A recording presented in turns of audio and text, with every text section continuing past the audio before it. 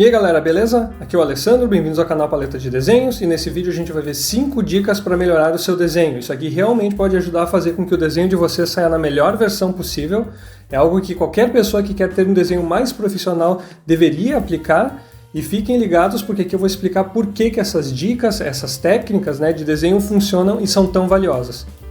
E outra coisa que também é muito valiosa é vocês se inscreverem aqui no meu canal. Isso aqui vai fazer com que o canal cresça cada vez mais, Vocês me dão uma ajuda, ainda mais agora nesse início, e assim eu vou continuar trazendo conteúdo de qualidade para vocês. Então, sem perder mais tempo, vamos lá! Dica número 1. Posicione corretamente o papel ou tela à sua frente. Isso aqui, quando não é aplicado, é uma possível grande causa de problemas de proporção que alguns desenhos apresentam.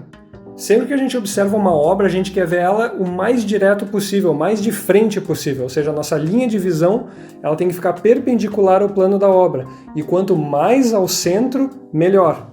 E quando a gente faz um desenho, a gente quer ficar o mais próximo possível dessa condição de observador. Ou seja, se por acaso eu pego um papel e deixo a base dele muito mais próxima do meu rosto do que o topo desse papel, enquanto eu faço o desenho, eu posso achar que está tudo ok, que as proporções estão corretas, mas depois quando eu pego ele e olho da posição correta, a posição de observador, aí que eu vou começar a perceber os possíveis erros de proporção.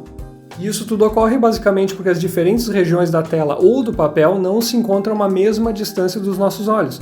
Então a posição de observação ela ajuda a minimizar esse efeito. E claro, existem aqueles artistas que brincam com ângulos de visão diferentes para a gente conseguir enxergar uma obra só a partir de um certo ponto de vista, mas isso aí não se enquadra nesse caso. E uma parte complementar a essa dica seria a cada tanto tempo a gente observar o nosso desenho de longe, ou seja, a gente está desenhando, a gente para, se afasta e observa ele a uma distância maior, porque assim a gente também consegue perceber coisas que não perceberíamos quando a gente está muito perto do papel. Dica número 2. Utilize o braço inteiro para desenhar e não apenas o punho ou o cotovelo. Isso aqui é uma coisa que eu vejo as pessoas fazendo com certa frequência, o braço todo travado e apenas o punho mexendo, ou um pouco do cotovelo, às vezes só os dedos mexendo. E desenhar com o braço travado desse jeito é um péssimo hábito, principalmente porque gera muita tensão, as linhas não ficam fluídas e a gente limita o nosso alcance, Não conseguimos fazer linhas maiores.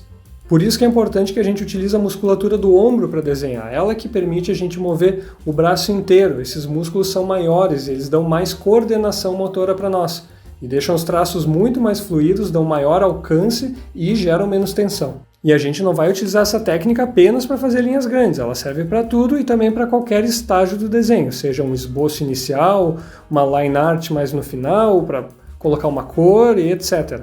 Mas é claro, eu não estou aqui dizendo que não é mais para utilizar a movimentação do punho ou do cotovelo para desenhar. Afinal, por exemplo, existem técnicas de Ashura nas quais a gente utiliza muito a movimentação do punho. Mas a questão aqui é que utilizar o braço inteiro traz todos aqueles benefícios que eu mencionei. Dica número 3. Antes de desenhar, faça um aquecimento da musculatura, da coordenação entre a visão e a mão e da intuição.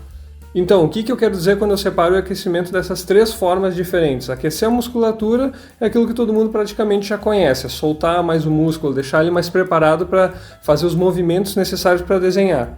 E para fazer isso, a gente pode segurar a nossa ferramenta de desenho e movimentar bastante o braço. Então a gente pode imaginar que tem uma tela gigante na nossa frente e que a gente está riscando essa tela, A gente faz movimentos circulares no sentido horário, no sentido anti-horário, a gente faz movimentos em linha reta, em várias direções. A gente pode usar os 2 braços, a gente pode fazer isso em pé ou sentado. E o importante é que a amplitude desses movimentos, A gente tem que movimentar bastante essa musculatura para ativar ela bem. Claro, a gente não precisa ficar meia hora fazendo isso, Uns 30 segundos a 1 minuto já está ótimo. Após o aquecimento da musculatura, aí que a gente vai para o aquecimento, aquela ativação da coordenação entre a mão e o olho. Então é aí que a gente vai no papel e começa a riscar mesmo.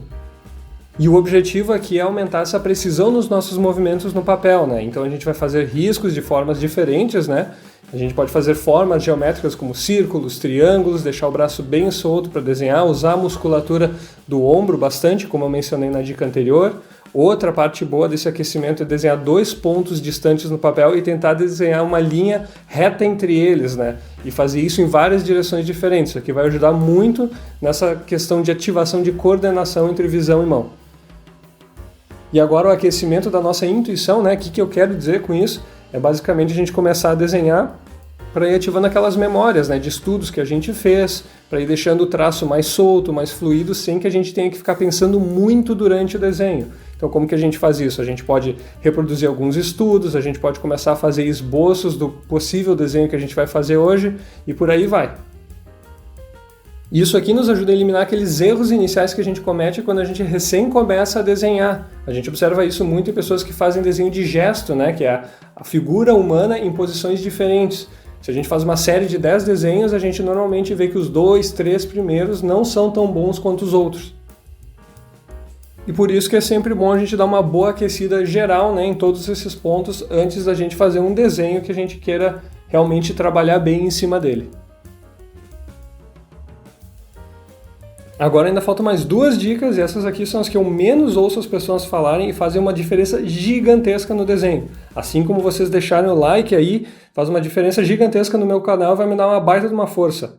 Ah sim, eu também fiz um vídeo sobre os fundamentos do desenho, que são a base que todo artista tem que ter. Eu vou deixar ele linkado aqui nos cards. E agora, sem perder tempo, vamos para as próximas 2 dicas. Dica número 4, espelhe o seu desenho. Então, quando a gente está desenhando, né, é sempre bom a gente mudar a perspectiva pela qual a gente observa esse desenho. E espelhar o desenho ajuda muito a gente notar erros que a gente pode corrigir logo de início. O nosso cérebro ele tem uma capacidade gigantesca de perceber simetrias e proporções. Então, quando a gente espelha um desenho, a gente está fazendo uma comparação direta entre um lado e o outro desse desenho. Então, principalmente na parte inicial do desenho, que é quando a gente começa a definir aonde os elementos do desenho vão se posicionar no papel, aí que a gente tem que se preocupar muito mais com essa questão do espelhamento. Porque se tiver algum erro de proporção, algum erro de simetria, a gente vai notar logo de cara e a gente já consegue fazer essa correção sem deixar para o final, que é quando o desenho já está praticamente pronto e ele pode ficar com aquele ar meio estranho que alguma coisa deu errado. E claro, não é para ficar noiado com isso aqui, né? A gente não vai ficar procurando fazer desenhos extremamente simétricos e perfeitos. O objetivo aqui é corrigir aqueles erros mais grosseiros que fazem o desenho parecer estranho. E uma curiosidade é que o rosto da grande maioria das pessoas também não é altamente simétrico. Então, se a gente pegar uma foto nossa e a gente espelhar ela usando o aplicativo, a gente tende a ver essas diferenças de simetria.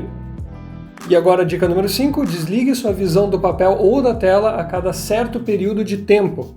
E eu diria que essa aqui é uma das dicas menos faladas de todas. E o que acontece aqui é basicamente o seguinte, quando a gente fica muito tempo focado de forma intensa no desenho, seja no papel ou numa tela, a gente pode acabar prejudicando as cores e os contrastes dessa obra. A nossa visão, o nosso cérebro, ele começa a perceber pequenas variações de cor e contraste que a gente não perceberia naturalmente. E então a gente pode acabar trabalhando apenas nessa pequena variação de cores e contrastes que a gente acha que é grande, mas na real ela é muito pequena.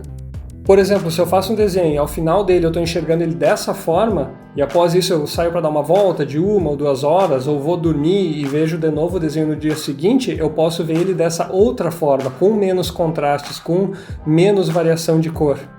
E esse tipo de coisa a gente precisa evitar, porque depois pode ser muito difícil de corrigir.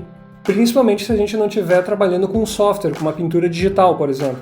Então, a cada tanto tempo, ou seja, a cada meia hora desenhando, é bom que a gente pare de desenhar, olhe ao redor da gente, perceba a luz do ambiente, perceba os contrastes naturais do ambiente, ou olhe algumas outras imagens na internet.